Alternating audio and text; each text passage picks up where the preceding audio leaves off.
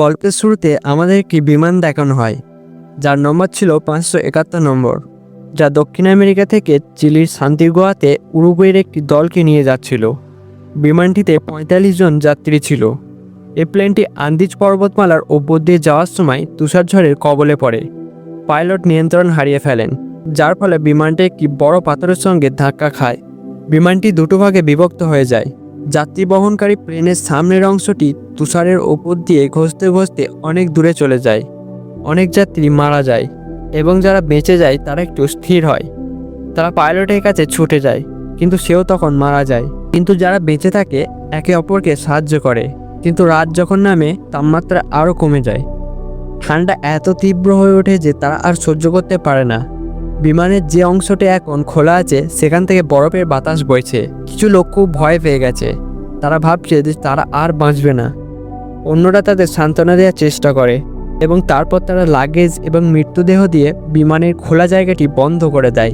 পরের দিন সকালে যখন তারা ঘুম থেকে ওঠে তখন তারা দেখতে পায় যে ঝড় থেমে গেছে, কিন্তু আরও কিছু লোক মারা গেছে। তারা সবাই বেরিয়ে আসে।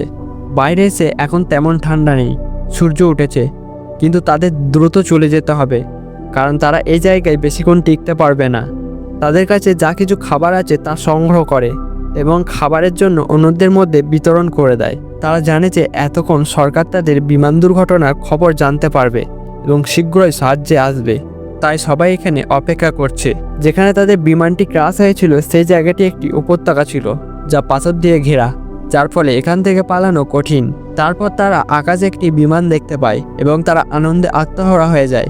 মনে করে যে এটি তাদের খুঁজতে এসেছে, কিন্তু বিমানটি এত দূর উঠছে যে তাদের দেখতে পাচ্ছে না। সবাই চিৎকার করে, কিন্তু বিমানটি পাশ দিয়ে উড়ে যায়। এখন তাদের এখানে কোনোভাবে বেঁচে থাকতে হবে। 3 দিন কেটে যায়।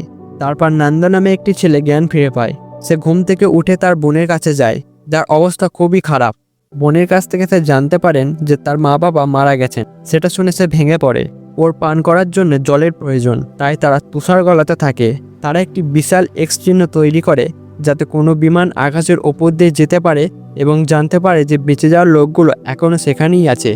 পরের দিন আরেকটি বিমান তাদের খুঁজতে আসে, কিন্তু এটিও অনেক দূরে ছিল। তারা এটা দেখে খুবই খুশি হয়, কারণ তারা ব্যাগ দিয়ে একটি এক্স চিহ্ন তৈরি করেছে। তারা আশা করে যে বিমানটি এক্স চিহ্নটি দেখতে পাবে। তারা সূর্যের আলো বিমানে প্রতিফলন করার জন্য একটি আয়নাও ব্যবহার করে, যাতে পাইলট জানতে পারে যে তারা সেখানেই আছে। কিন্তু তাতে তাদের কোনো লাভ হয় না। বিমানটি আবার রওনা দেয়। তারা বুঝতে পারে যে সরকার জানে না তারা কোথায় আছে। তারা সিদ্ধান্ত নেয় যে পাথরের আঘাতে বিমানের অন্য যে অংশটি ক্ষতিগ্রস্ত হয়েছে সেখানে তারা যাবে, কারণ এতে ব্যাটারি রয়েছে। যদি তারা ব্যাটারিগুলি উদ্ধার করতে পারে তাহলে তারা রেডিওর মাধ্যমে কারোর না কারোর সঙ্গে যোগাযোগ করতে পারবে। কিছু লোক ব্যাটারি উদ্ধার করতে ওপরের দিকে যায়, কিন্তু যতবার তারা ওপরে ওঠে তারা বুঝতে পারে যে তাদের বিমানের অবস্থান এত গভীর যে উদ্ধারকারী দল তাদের দেখতে পাবে না। তারা ওপরে ওঠার সাথে সাথে তুষারপাত শুরু হয়, যার ফলে সবাইকে আবার ফিরে আসতে হয়। এইভাবে 7 দিন কেটে যায়। ধীরে ধীরে তাদের খাবার ফুরিয়ে আসে। এখানে কোনো গাছপালা বা প্রাণী নেই, তাই তাদের খাবারের জন্য কিছু খুঁজে বের করতে হবে। পাথরের গায়ে জমা মসগুলোকে খাওয়ার চেষ্টা করে, কিন্তু এটি এতই স্বাধীন যে তারা খেতে পারে না। একদিন ফার্নান্দো বলে, যদি নিজেকে বাঁচানোর জন্য আমার মৃত সাথীদের মাংস খেতে হয় আমি তা খাবো। কেউ কেউ একমত, কিন্তু অন্যরা বলে যে এটি নৈতিকতার বিরুদ্ধে এবং তারা তা করতে পারে না। যতদিন যায় তাদের ক্ষুধা বাড়তে থাকে, এমনকি তারা তাদের সিগারেট এবং জুতোর ফিতেও খেতে শুরু করে। 1 সপ্তাহ পর তাদের সাহস ভেঙে যায়। ফার্নান্দোর বোন, যার অবস্থা খুবই খারাপ ছিল, সেও মারা যায়। দুর্ঘটনায় ফার্নান্দো তার বাবা মা এবং বোনকে হারিয়েছে এবং এখন তাকে নিজের জীবন বাঁচানোর জন্য কিছু করতেই হবে। তাই সে তার মৃত সহকর্মীদের মৃতদেহ খেয়েই কাজ চালায়।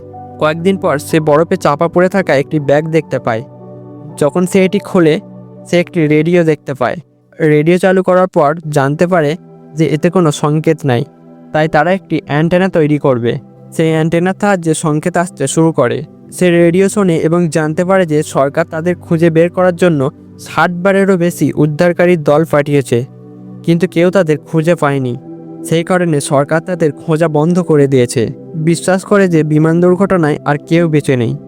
এই কথা শুনে তারা সকলে হতাশ হয়ে পড়ে, কারণ এখন তাদের জীবন বাঁচাতে হলে নিজেদেরই পালাতে হবে। কেউ তাদের খুঁজতে আসবে না। তাছাড়া যে 5 জন মানুষ মাংস খাওয়ায় এড়িয়ে চলছিল তারা এখন সেই কাজটি করতেই বাধ্য হচ্ছে। পরের দিন তাদের মধ্যে 3 জন পালানোর জন্য পাহাড়ের উপরে উঠে যায়। যাত্রা শুরু করার সাথে সাথে রাত নেমে আসে, তাই তারা এক জায়গায় থামে। তবে বরফের বাতাস প্রচণ্ড, যা তাদের জন্য খুব কঠিন করে তোলে। পরের দিন সকালে 3 জন ফিরে আসতে বাধ্য হয়। তারা বলে যে এখান থেকে বাইরে বের হওয়া সহজ নয়, কারণ ওপরে বরফের বাতাস বইছে। রাতে যখন তারা বিমানের ভিতরে থাকে তখন তাদের ভেতরে প্রচুর তুষার চলে আসে।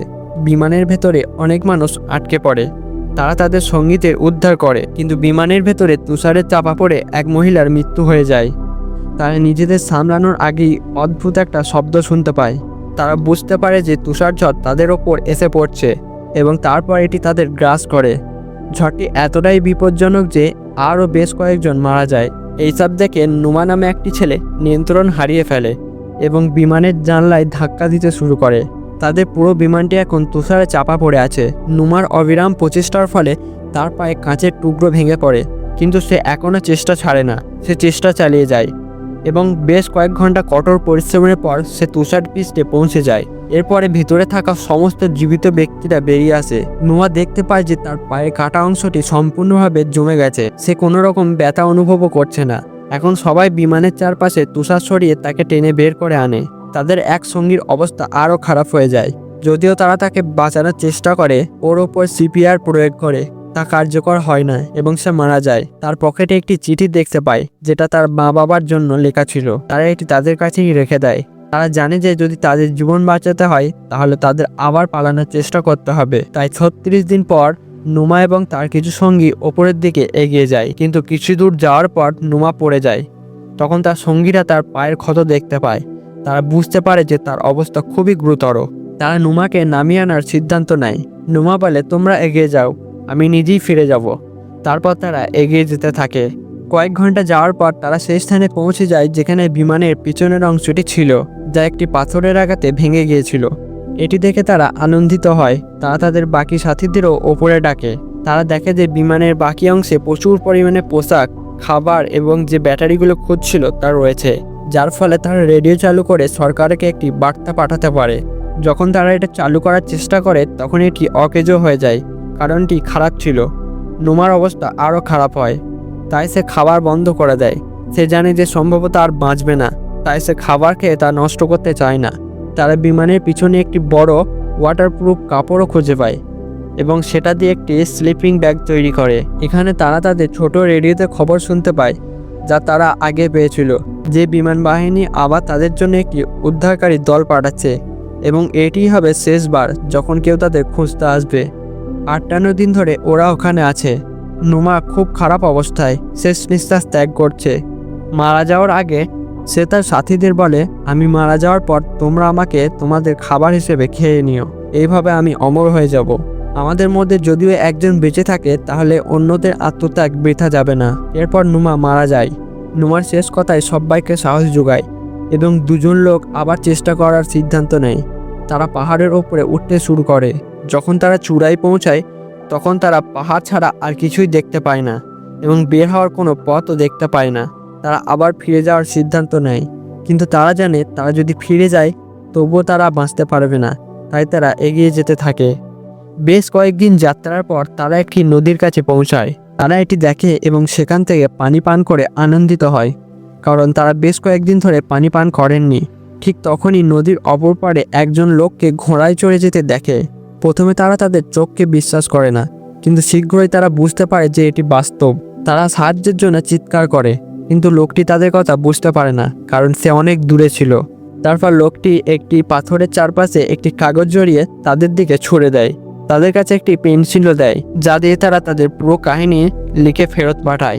লোকটি কাগজটি সরকার এবং বিমান বাহিনীর কাছে পৌঁছে দেয়। উদ্ধারকারী দল পুনরায় সক্রিয় হয়। লোকটি 2 ব্যক্তিকে তার বাড়িতে নিয়ে যায়। সেখানে তারা অনেক দিন পর অনেক সুস্বাদু খাবার খায়। তাদের সঙ্গীরা এখনও তুষারে আটকে পড়ে আছে।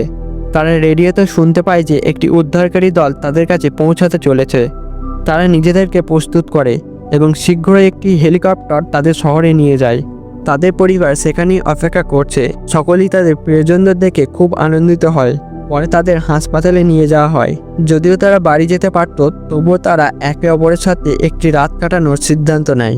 এভাবেই জীবনের সবথেকে অন্ধকার সময়ে সবথেকে বুদ্ধিমান সিদ্ধান্ত নেওয়ার কারণে 45 জনের মধ্যে 16 জন বেঁচে যান, আর এখানেই গল্পটি শেষ হয়ে যায়। এই ধরনের আরও নতুন নতুন সার্ভাইভাল ইন্টারেস্টিং গল্প পেতে আমাদের চ্যানেলটিকে সাবস্ক্রাইব করে পাশে থাকবেন। ধন্যবাদ।